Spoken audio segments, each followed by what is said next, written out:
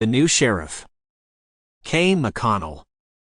www.kmcconnellbooks.com. K. Mcconnell at kmcconnellbooks.com. 1. Nightmare Town. The night had a bite to it.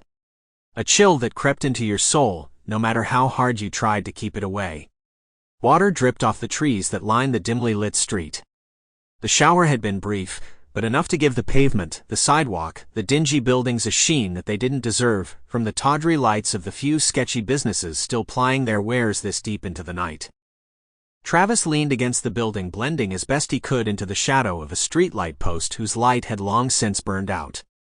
Further down the street, another streetlight dribbled just enough light down onto the front of the bar so Travis could keep a watchful eye out for anyone coming or going from the place. Joe's Place.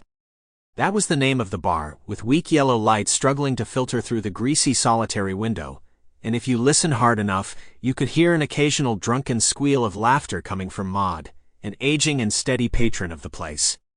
Joe's Place. But Travis wasn't watching the bar for Maud.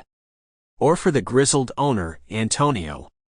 Whatever happened to Joe, the original owner, was buried in secrets and lies that no one could ever drag out of Antonio or any of the edgy, shifty regulars of his establishment. It was likely no one would ever know where Joe ended up. Travis knew something was up in this town, but he couldn't figure out what. Something had changed. There was some hidden force moving through it that he hadn't seen before. A shadow moved just beyond the pale circle beneath the far streetlight. Travis felt it more than saw it.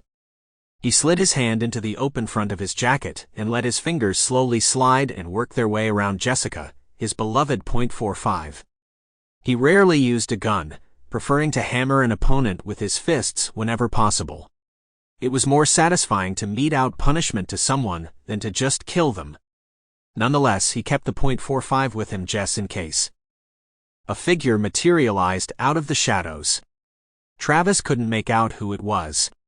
Could it be the elusive Mr. Wells, bundled up in a trench coat and hat to hide from any dark eyes braving these streets when there was no reasonable purpose for being here and now?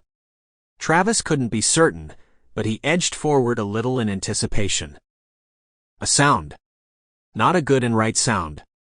A sound that meant trouble scraped into existence from somewhere behind Travis. He tried to twist and draw out Jessica in a smooth, quick glide, but a banging sound greeted him and something grazed past his ribs. He was still turning, and suddenly from all around him light came crashing in. Travis's eyes scrambled for focus, and he instinctively brought a hand up across it. Sample complete. Ready to continue?